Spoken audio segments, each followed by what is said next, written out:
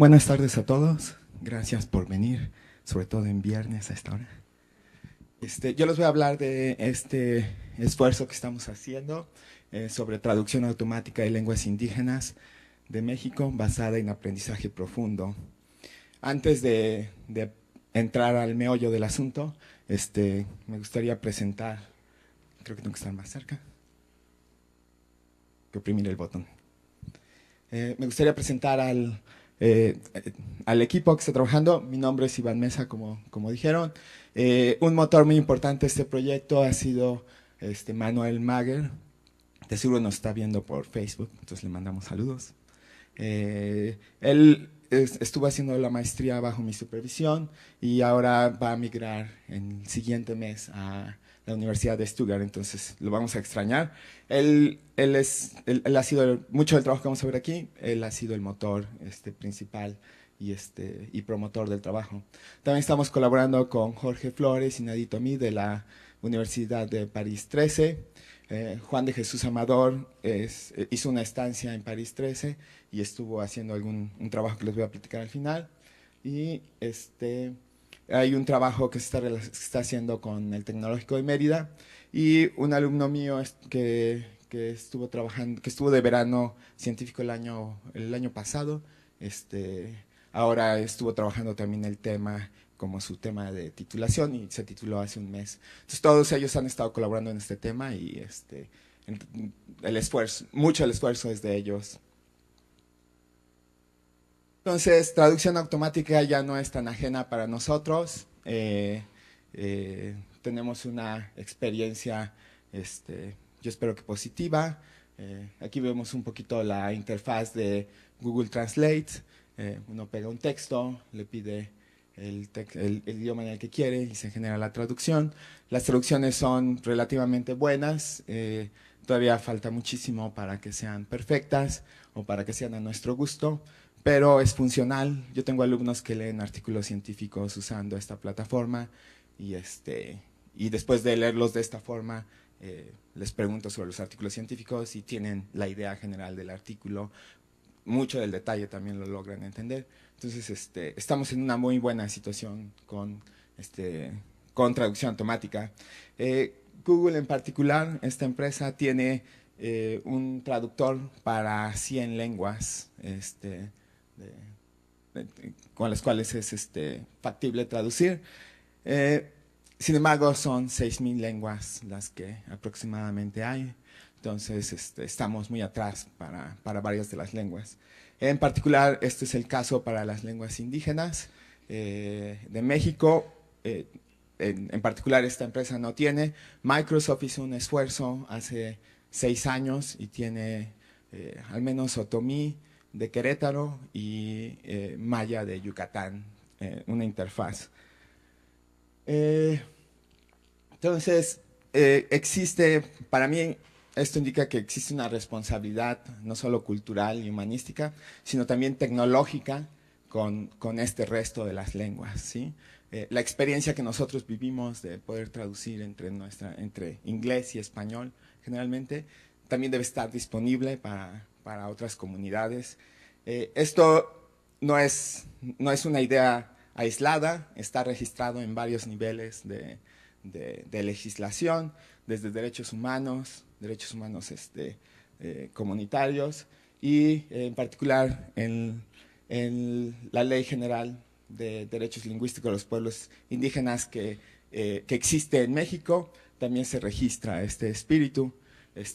El segmento que les debo dice: el Estado, a través de sus 3 órdenes de gobierno, federación, entidades federativas y municipios, en los ámbitos de sus respectivas competencias, reconocerá, protegerá y promoverá la preservación, desarrollo y uso de las lenguas indígenas nacionales. Entonces, es un reto bien grande, no es sencillo y está registrado en la legislación. La universidad también ha hecho un esfuerzo grande con el seminario de multiculturalidad, creo, no sé cómo se llama. Sí, ese, el que dijeron todos, ese. También ha asumido la responsabilidad y están haciendo esfuerzos. Entonces, nuestra propuesta Bueno, ¿de qué tamaño es el problema? Son oficialmente 68 lenguas oficiales. Hace hora y media estaba leyendo esta nota en UNAM Global sobre una investigadora de la Facultad de Ciencias que está trabajando el ámbar, ¿sí? El ámbar de Chiapas. Lo leí porque soy de Chiapas y vi Chiapas y dije, tengo que leerlo. Entonces, ya leyéndolo, ella está trabajando el ámbar de Chiapas y está registrando insectos o seres vivientes, no sé qué sean, menores de 5 micras. Todo el mundo había estado viendo más de 5 micras, insectos grandes, y ahora están viendo insectos chicos. Y está fabuloso, está obteniendo resultados excelentes. Esos insectos son de 23 años, de hace 23 millones de años, entonces es como que increíble. Y me puse a pensar, oh, qué padre, tiene el ámbar, va, lo saca y lo analiza y está, ese es su producto, su investigación está accesible. Este es nuestro ámbar para la gente que hacemos este lenguaje. O sea, están 68 lenguas que están en México, representan una riqueza única. No solo es cuestión de preservar, sino también es un retrato de lo que somos como humanos cuando usamos lenguaje. Entonces, hizo clic en mí y dije, pues claro, esto es súper interesante para nosotros y hay que estudiarlo y analizarlo. Entonces, no solo tenemos un ámbar, sino tenemos 68 que hay que estar trabajando. Estas 68 lenguas se registran en 11 familias. Esto va a ser importante para nosotros. Quiere decir que hay lenguas que tienen más relación entre ellas. Aquí vemos cómo se distribuyen en el país. Creo que solo 5 estados, 4 estados se salvan de no tener una influencia, pero con migración ustedes podrían imaginarse que se está hablando en todos lados.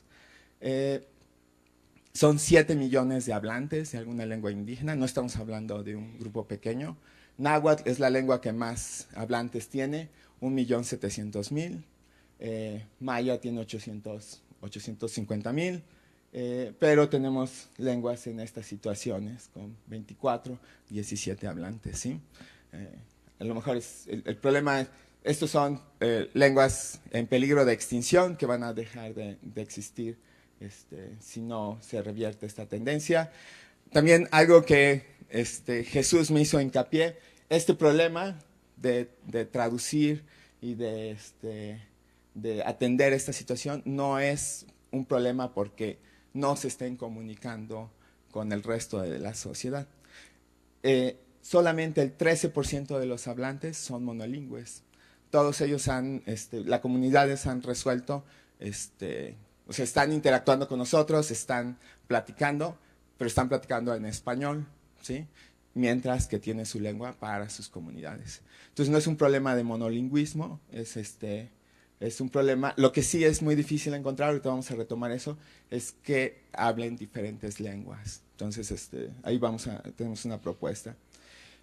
También es una comunidad joven, 45% son menores de 30 años, entonces van a seguir hablando la lengua por un rato, sobre todo las comunidades que hablan, que tienen más hablantes. Entonces es algo que va a estar ahí y necesitamos fomentar y promover y estudiar. La propuesta es ya muy técnica, más computacional, es crear una plataforma de traducción. En particular a lo que a nosotros nos interesa es entre lenguas indígenas, ¿sí? Tratar de evitar pasar por español va a ser difícil, pero es algo que nos llama la atención. Entonces, que las comunidades se comuniquen entre ellas. Y claro, también, si ya se puede hacer uno, también se puede hacer entre español y las lenguas indígenas. Entonces, algo que estamos proponiendo. Tenemos casos de prueba, ahorita todos con español. Tenemos un traductor que hizo Jesús con Virarica. Está disponible, ha sido aprobado. Se creó una nueva versión por un equipo de estudiantes en Francia. Cosas que se aumentaron fue ahora tener la habilidad de retroalimentación. Y entonces ahora tenemos retroalimentación. Miguel, él hizo el traductor de Purépecha. y están disponibles y estamos trabajándolos. Además, ahora tenemos resultados para la lengua mexicanero, Yorinoki y náhuatl también. Estamos usando aprendizaje profundo, que de seguro lo conocen por éxitos como que ya conducen carros, que ganan en los juegos como el Go, que reconocen objetos, que reconocen voz. Muy probablemente si usan su celular, el reconocimiento de voz está haciendo a través de estas tecnologías. Y también si están traduciendo entre inglés y español en la plataforma Google, están usando un modelo de traducción basado en aprendizaje profundo. Entonces, este es el modelo. Hay varios insights dentro de la imagen. Para empezar, ¿dónde están las palabras? ¿Sí? ¿Se dan cuenta? No hay palabras. Están estas cajitas y estas cajitas. Estas representan vectores. Estos modelos no ven palabras como estamos acostumbrados, ven vectores. Eso es algo muy fuerte decir, que cada palabra es un vector multidimensional, pero es como estamos trabajando ahorita. Palabras similares quedan cercanos en el espacio multidimensional, palabras distantes quedan lejanas. Y tenemos una arquitectura de las de teoría de información. Tenemos un codificador y un decodificador. Entonces la idea es que el codificador codifica el mensaje, genera un resumen, que también es un vector, y eso se le pasa a otro segmento de la red, y ese se encarga de decodificarlo, pero ahora en la otra lengua. ¿Sí? Entonces, estos vectores son en una lengua, estos son vectores en otra lengua. ¿Sí? Aquí en medio se pasa un resumen y se genera. Lo que se dio cuenta es que no funciona tan bien. Además, teníamos que permitir que este segmento de la red viera lo que estaba ocurriendo en que también es algo muy importante. Entonces, estos son mecanismos de atención. Es súper fácil de utilizar, hay muchísimas implementaciones. Esto fue lo que usó Miguel para hacer el traductor de Purépecha. Hay varias opciones, podemos presentarle al que lee una lengua muchísimos ejemplos de diferentes lenguas. Por ejemplo, podemos aprovechar que están organizados en familias y aquí solo estar decodificando una lengua. Entonces, es un experimento que podemos hacer. Lo que podemos hacer es, podemos codificar muchos datos de una sola lengua y tratar de transferir el conocimiento a una lengua para las cuales tengamos muy pocos datos, que es el caso para lenguas indígenas. Mientras que aquí solo tenemos algo que sabe escribir la lengua final, que la sabe escribir muy bien, entonces podemos hacer esta transferencia. Otra cosa que estamos explorando es que ahora, en lugar de que sean solo un punto en el espacio las palabras, que sean una región. Entonces van a tener, imagínense que ahora son una esfera que tiene influencia sobre otras esferas. Y podemos hacer eso, hay mecanismos para probar. Todo esto se vuelve algo que se llama variational encoding. Entonces estamos explorando también usar eso. Eso nos da la propiedad de que, como tenemos muy pocos ejemplos, ahora al ser esferas podemos tener una influencia sobre otras palabras. Hay varios retos del problema, no tenemos datos suficientes. Otro problema grande es la metodología. Para obtener datos tenemos que acercarnos a las comunidades, y las comunidades en realidad son ellas las que tienen que generar los datos y proporcionarlos y adueñarse de la tecnología más que nosotros imponerles. Entonces eso es algo que tenemos que discutir. Creemos que hay aspectos de tecnología que se pueden utilizar, como desarrollo de plataformas en donde nos donen datos o pongan los datos y ellos, los modelos se creen automáticamente. Hay problemas también de hardware. Todos estos modelos corren con máquinas muy particulares, en particular requieren muchísimo poder de cómputo y usamos algo que se llama GPUs, las unidades las tarjetas estas que compramos para jugar videojuegos, las tenemos que dejar no para jugar videojuegos, ahora para hacer cómputo. Entonces, son máquinas muy particulares, necesitamos mucho disco duro, mucha memoria para poder trabajar con ellos. Entonces, son cosas que tenemos que resolver poco a poco. Y además de trabajar directamente con la lengua, ¿no? Con este ejemplo que les daba del ámbar. Tenemos que ir, ver, son lenguas muy diferentes. Una problemática es que algunas de las lenguas son aglutinantes, son más aglutinantes. El ejemplo clásico que nos ponen es el de alemán, que se forman palabras gigantescas. En Villarrica, por ejemplo, es todavía mucho más intenso el asunto. Mucho más unidades morfológicas se juntan para hacer lo que nosotros consideramos una oración. Sería para nosotros una palabra equivalente, usando 17 unidades morfológicas. Entonces es súper interesante. Eso es todo lo que les quería platicar. Aquí están algunos links para localizarme. Muchísimas gracias por su atención.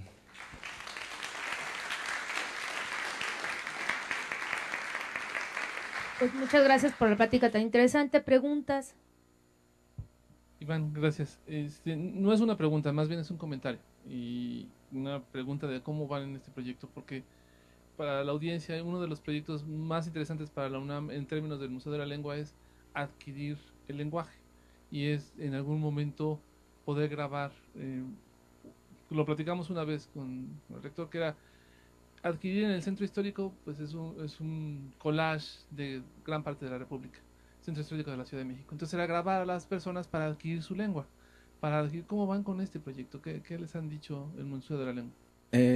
Yo estuve en las primeras pláticas, pero ya no he sabido. Ya no han, no. ok. Pero sí tomarlo.